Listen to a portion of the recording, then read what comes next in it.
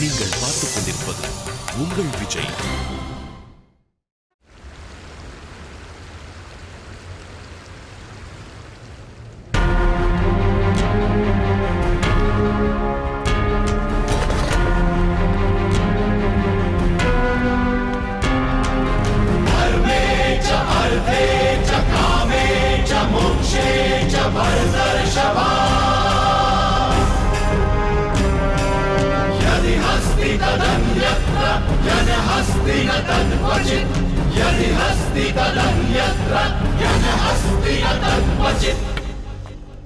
பணிகிறோம் மகாராஜா.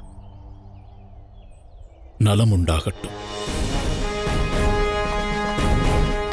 பணிகிறோம் பிதாமகரே.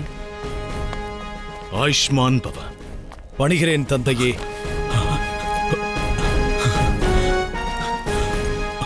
வெற்றியோடு திரும்புவாய் மகனே, வெற்றியோடு திரும்புவாய். பணிகிறோம் மகாமந்திரி அவர்களே. சுபம் பவது யுதிஷ்டிரா. பணிகிறோம் குருவே. விஜய் பவ. பணிகிறேன் பிதாமகரே. பணிகிறேன். ஆயுஷ்மான் பவ.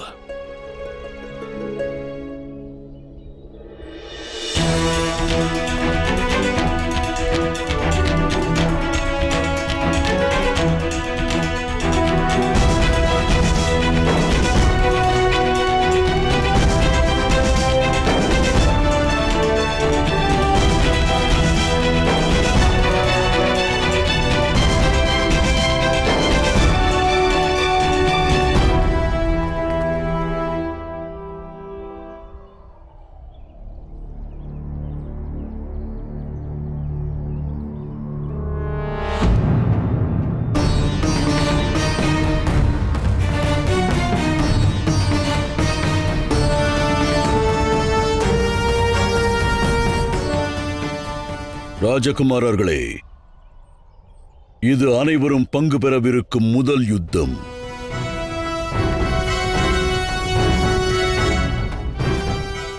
என்னிடம் இருந்து பெற்ற கல்வி, அற்புத ஞானம், அளவு கடந்த ஆற்றல் அனைத்தும் இதற்கு குறைவாகும். ஏனெனில் எதிர்கொள்வது என்னுடைய மித்திரன் துருபதனை.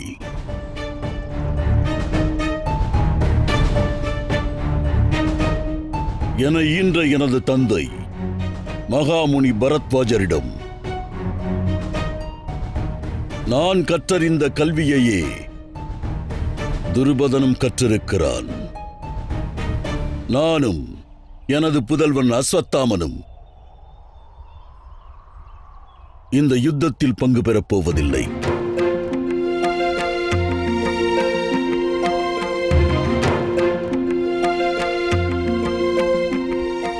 ஏனெனில் துருபதன் அன்று உன் கல்வி மீது நீ கர்வம் கொண்டிருந்தால் என்னை வெல்வதற்கு ஒரு வீரனை உருவாக்கு என்று ஆணவத்தோடு கூறினான்.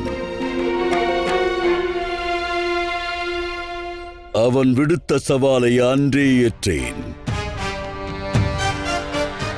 தாம் அனைவரும் எனக்கு பெருமை தேடி தர வேண்டும் என்று எண்ணுகிறேன்.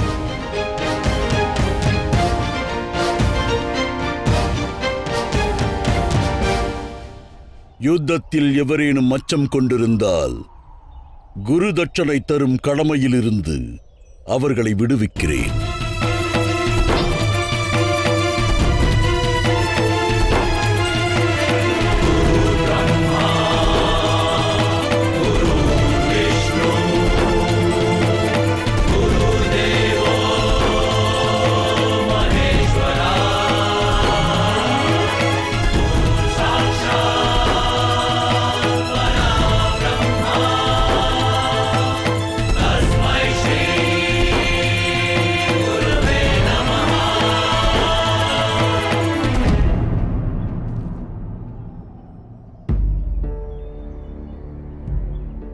யார் உள்ளீர்கள்?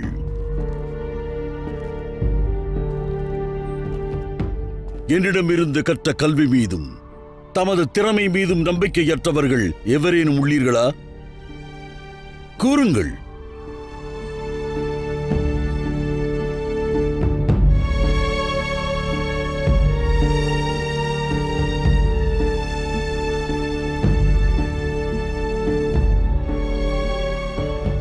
எமக்கு முழு நம்பிக்கை உள்ளது குருவே. எமக்கு முழு நம்பிக்கை உள்ளது குருவே.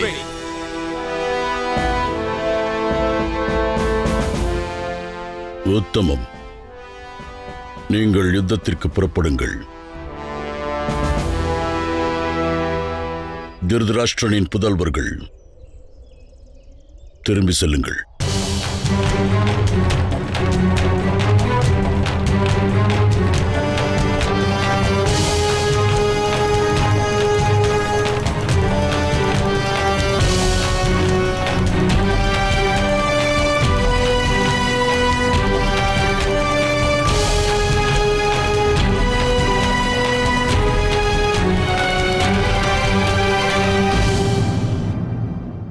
தந்தையே, என்ன காரியம் இது?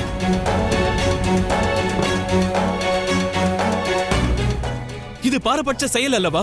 பாரபட்சம் அல்ல, மிக சரியான செயல்.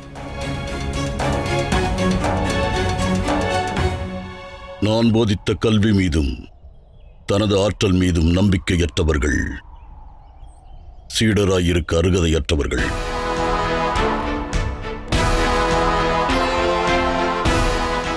அவர்களிடம் நான் குருதட்சணை வேண்டப் போவதில்லை. எனது விரோதியான துருபதனை வெல்ல வேண்டும் என்ற எண்ணம் கொண்டிருந்தால் அன்றே நமது அரசரிடம் சேனையை வேண்டி அவன் சிரம் கொய்து தபம் முடித்திருப்பேன். இத்தனை ஆண்டுகளாக காத்திருக்க வேண்டிய அவசியமில்லை.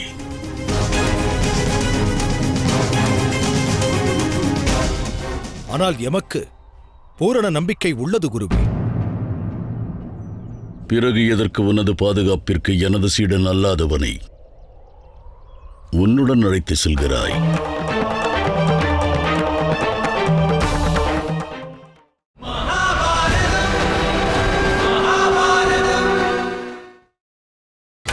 நீங்கள் பார்த்துக் கொண்டிருப்பது உங்கள் விஜய். ஆனால் எமக்கு பூரண நம்பிக்கை உள்ளது குருவே. பிறகு எதற்கு உனது பாதுகாப்பிற்கு எனது சீடன் அல்லாதவனை உன்னுடன் அழைத்து செல்கிறாய்?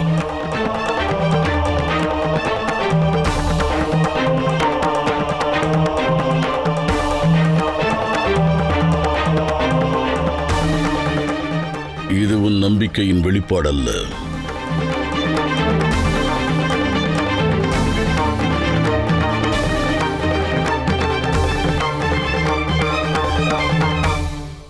இவன் வில்லாற்றல் மீது எனக்கு நம்பிக்கை இல்லை, ஏனெனில் அதை நான் போதிக்கவில்லை.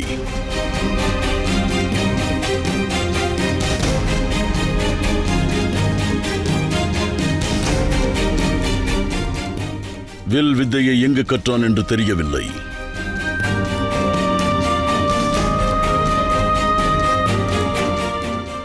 ஆகையினால் தாம் இவனால் தோற்றால் தலைகுனிவு எனக்கு ஏற்படும்.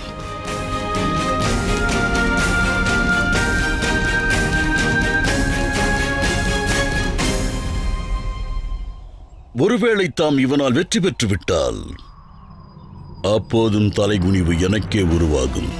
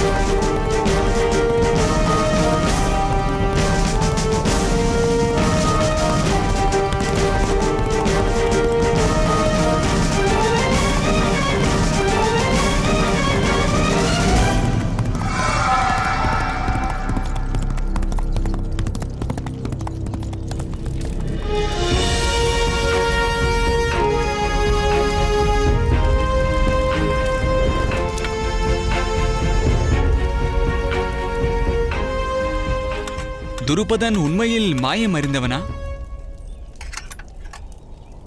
கூறுங்கள் அண்ணா. தம் நேத்திரம் மீது நம்பிக்கையற்றவனுடைய பார்வையை எவராலும் கட்டுப்படுத்த இயலாத, தனது ஐம்புலன்களையும் கட்டுப்படுத்த அறிந்தவன் எவனோ அவனை வெற்றி பெற்றவனாவான். அதற்கு மறு உதாரணம் நானே சகாதேவா. விருப்பங்கள் அனைத்தையும் துறந்தவன் ஒருவனை வெல்வதென்பது எவராலும் இயலாது. உண்பதற்கு லட்டு வேண்டுமா? லட்டுவா? எங்கிருக்கிறது லட்டு?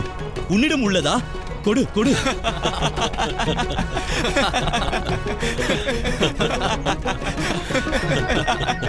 மிகச் சரியாக கூறினாய். நீ ஒருவன்தான் விருப்பங்களற்றவன்.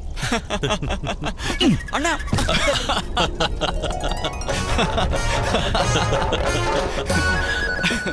லட்டு உண்ணக்கூடாது என்று விரதம் இருக்கின்றேன். அதை பற்றி நான் எண்ணுவது கூட கிடையாது. எண்ணுவது உண்டு, ஆனால் உண்ணுவது கிடையாது.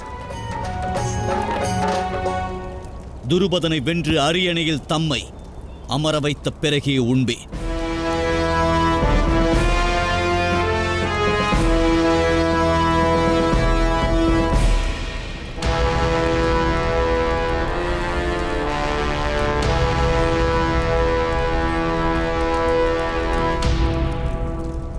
நாம் வியூகம் அமைத்து போராட வேண்டும். 3 மறைவிடம் அமைய வேண்டும். முன்னிலை வகித்து நிற்கப் போவது நான்.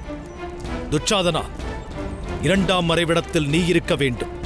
நீ இருக்கும் இடம் என்னை விட்டு சற்று தொலைவில் தெற்கு திசையில் இருக்க வேண்டும். விகர்ணா, உனது மறைவிடம் வடக்கு திசையில் இருக்கும். பின்தங்கியிருந்து தாக்குதல் நடத்த வேண்டும். அப்போது எதிரியின் சேனை நம்மை நோக்கி முன்னேறி வரும். அவர்களும் வியூகம் அமைத்து தாக்குவார்கள். அந்த வியூகத்தின் மையத்தில் துருபதன் இருப்பான்.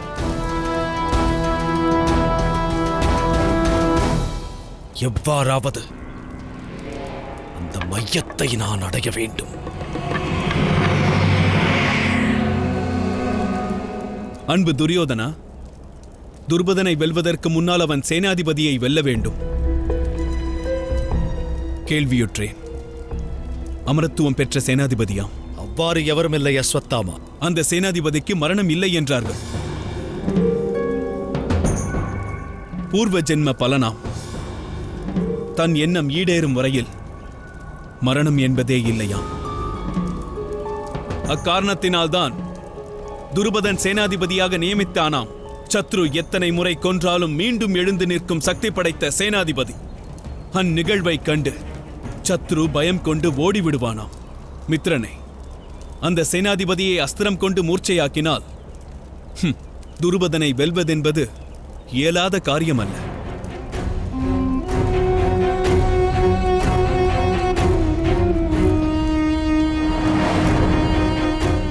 அற்புத அஸ்திரம் பற்றி நீ அறிவாயா விகர்ணா? அது பற்றி ஓரளவு அறிந்தவனே, ஆனால் உறுதியான நம்பிக்கை இல்லை. அர்ஜுனன் அறிவான்.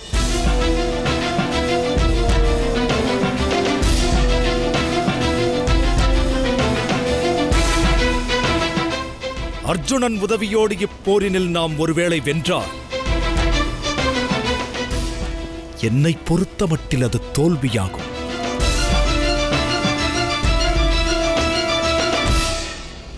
நினைவில் கொள் துச்சாதனா,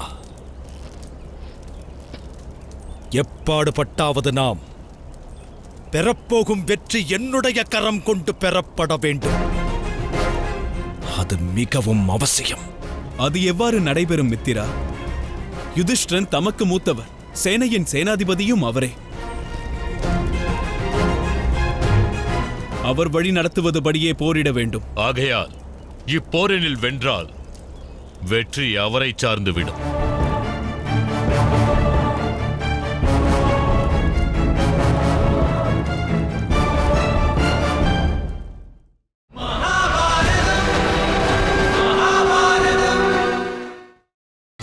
நீங்கள் பார்த்துக் கொண்டிருப்பது உங்கள் விஜய்.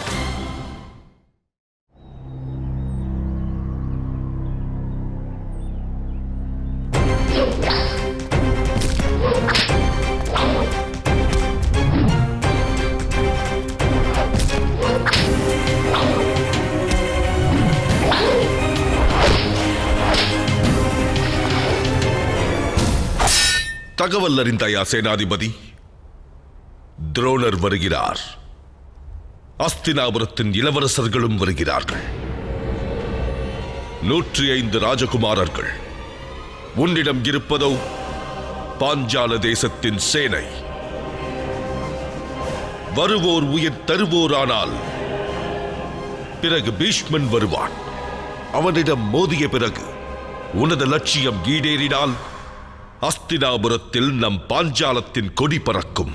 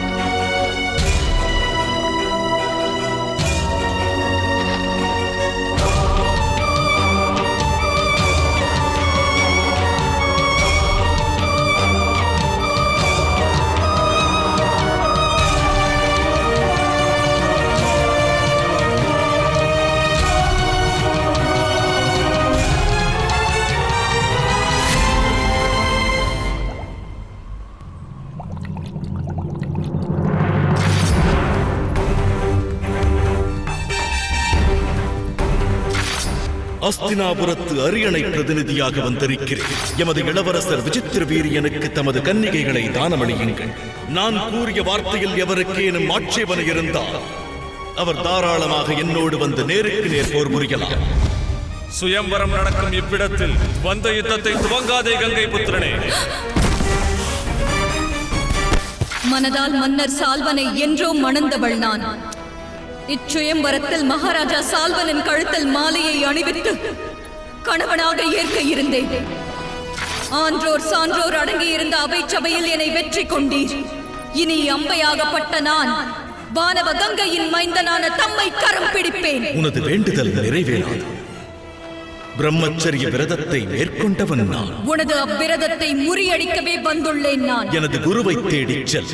குறையை பரசுராமரிடம் சொல். நான் இழைத்தது குற்றமாயின் கங்கை மைந்தனை தண்டிக்கும் சக்தி என் குரு ஒருவருக்கே உண்டு. நான் என் மனதில் எண்ணியது ஈடேறும் வரையில் இவ்விருவருக்குமான யுத்தம் இடைவிடாமல் நடக்கும். எனது வேண்டுதலை நிறைவேற்றுங்கள் ஈசனே. இவனது அழிவை காண ஆசைப்படுகிறேன். பீஷ்மன் அழிவிற்கு நான் காரணமாக துடிக்கிறேன். இன்னொரு பிறப்பு எடுக்கும் போது உன் எண்ணம் நிறைவேறும். இப்போது இறப்பை தவிர்க்கும் பீஷ்மன் அப்போது உன் கரத்தால் இறப்பை தேடுவான். அதற்கு நீயும் காரணகர்த்தாவாக மாறுவாய். நான் வாழ விரும்பவில்லை. எடுக்கவிருக்கும் அடுத்த பிறவியிலும் உன்னை வதைக்கும் எண்ணத்தை மனதில் உறைய வைப்பேன். எனது சினம் தணிக்க பிறப்பெடுத்தது சிசு. இக்குழந்தைக்கு சிகண்டி என்று பெயரிடுகிறேன். உனது உயிரை பறித்து உன்னை மண்ணோடு மண்ணாக்கும் வரையில் என் மனதில் மூண்டிருக்கும் அகோராக்னி அணையாது பீஷ்மா.